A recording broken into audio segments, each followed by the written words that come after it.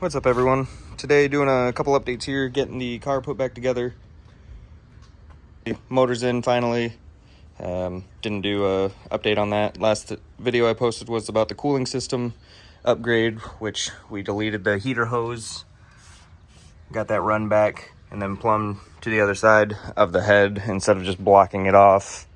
So now that can still flow coolant through there, and it still fits pretty good back here. Still got room. Don't mind the scratch the paint when I put the engine back in, but I don't know if I explained the idea very well, but the idea was to keep coolant flowing through the head and then blocking off the upper and lower radiator hoses. So then we just have coolant flowing from the top of the head through the radiator, cooling it, and then back into the block. By blocking this off, you can buy the kit on Drift HQ, I think, to have the thermostat delete and this also, but I actually just got just this part because I didn't want to delete the thermostat. I ended up just drilling 2 holes in the thermostat, hopefully improve coolant flow, and then got this from SCG in Canada, SCG Performance. It was only like 35 bucks, which is awesome because that was the only part I needed and didn't want to pay 100 bucks for the whole kit. So, but yeah, like I said, currently everything's back on in there. Well, not everything, I guess. I still waiting on some heat sheathing for my hoses here for the water cooling part on the turbo. We got the G30 770 with Odyssey Fab manifold. I gotta remake the downpipe from the one I had, but Chase Bay's booster delete, which barely fits. Actually, this place is a mess right now. Barely fits our Turbo Smart wastegate here. I'm just gonna put it in there to show, but just barely any room. But it'll be pulled in a little bit once I clamp it down. But the last one I was running actually went underneath the manifold, and I kept melting my vacuum lines, which was a big issue. So glad to be changing that part of the setup this year. So we got all the wiring specialties harness back on, everything mocked back up for the front suspension, going B knuckles this year. I did have the Villains angle kit on the front last year, which I actually might have to change my lower control arms because they are extended, and I found out my wheels just barely hit the brakes, of course, so gonna have to put a spacer in there. But I'm like, it'd probably be like perfect fitment if it is where it was now. But yeah, so we might change the lower control arm there. Man, there's so many things to go over here. Let's see, we got the windows out to get the roll cage in. Of course, went with the cage kits, roll cage, everything lined up super easy. Got the headliner back in. Gonna have to trim some of the trim pieces in here to get everything to fit, but everything lined up super nice. Everything etched really nice. Don't mind the harness because we are tucking the engine bay harness in here to make some room. Luckily, the only thing that I have to relocate is the headlight wires. Gonna have to extend those to the front, but it seems like there wasn't really anything else that I had to extend because we have the wiring specialties harness and an AEM dash. So, but today, I think the main thing was getting these FDF dual caliber plates in. Don't know why the video got so grainy, but so yeah, I did have the Villains kit on, which I ended up actually having to shave off some of the knuckle here, but we're gonna try this because I wanted to go with the Z32 calipers, which they are still being powder coated, so I don't have those today. But wanted to get it bolted up, make sure everything fits. So pretty simple stuff. Of course, you got your bracket here. Just gonna sit just like this and actually go behind the wheel bearing, and then these holes actually line up. I'm trying to do this with one hand here. Holes actually line up with the old caliper holes, which is nice. And they give you some spacers so you don't have to cut the ears off of the knuckle. The only thing you do have to do with these shorter bolts, one hits like right here. The other one doesn't really hit there, but it might. I actually did a mock-up on the other side and grinded this down.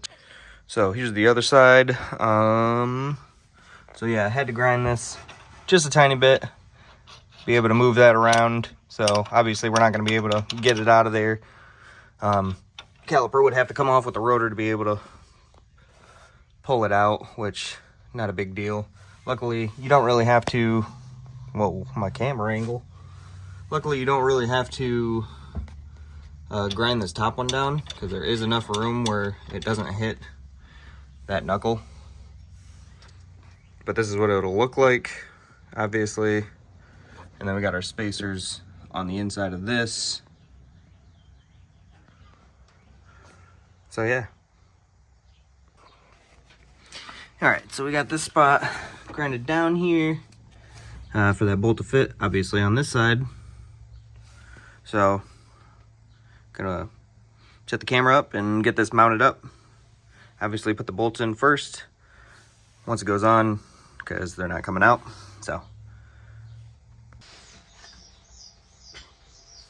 So just to set up, plate on the back of the wheel bearing, the two bolts in on that side, and actually one side is shorter than the other, so you can see these are pretty much like the same length almost. Maybe the bottom one's a little bit longer, but on this side the bottom one is a little bit longer to match up with the bracket on this side. If you have it flipped, then these aren't going to line up with the holes over here, so just make sure you got it the right way. So yeah.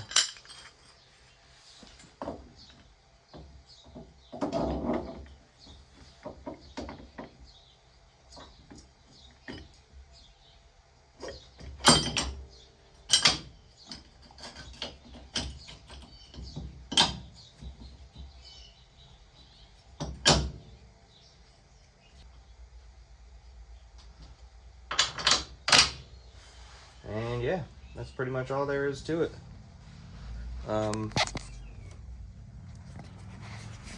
So now we got everything on there. Spacers lined up. Now you can still have a little bit of adjustability. Make sure that the bolt's not hitting here. So once it's all bolted down, you don't have to worry about that top one's hitting, so I'll probably slide it a little bit that way. And I mean, we may just have to, there it goes, now it's not hitting, so. And I might have to grind that just a tiny bit more, because once this is bolted down, it might pull it in a little farther. And what I might end up doing is finding bolts that are a little bit longer, because these are obviously come up a little short because of how thick the plate is for the dual caliper bracket. But either that or maybe some blue Loctite, but it doesn't grab all the threads, so I'd rather have a bolt that sticks out a little longer than one that only goes in about halfway. So that's pretty much it for getting these caliper brackets on. Almost forgot to mention, I am changing up the kit this year, so went with the Origin Type 2 hood and the Origin Driftline kit with 50 millimeter front and rear fenders. So sick to get this finished up. Big fan of the hood. And then Another big update, ended up buying another drift car over here. This one's mainly going to be the Send It car because the windshield is cracked and not in the best condition, but it's got an angle kit, coils, and handbrake, so just the basic stuff. This is mainly Paige's car. But yeah, so that's a big update here, and the install on the dual caliper rears. I gotta get this stuff cleaned up, but got this other block here, another 1J block, so now we got two 1J blocks just in case this one gives me a hard time. So a couple backups. Can't really think of anything else that I've changed. I know there's a lot of updates since the last video, like I said, just because I've been doing a lot. We got another baby on the way, so hopefully have the car together here within the week or so. Just got a couple wiring things to do, and then it can go back together and then start sanding and get it painted. Thanks for watching the video, guys. Hopefully this was helpful with the install on the FDF dual calipers, and then the update of the engine, of course, installing that, body kit, all that stuff. With all the updates, let me know if there's anything you guys might want to see more of. I might end up redoing that 1J spare engine with the OE pistons that I had from the other block, getting it machined and all that stuff, and then maybe some fabrication stuff with the intercooler piping that I might redo on this. And then we might end up actually doing a drift day with the 350Z. So once again, thanks for watching, guys, and we will see you real soon.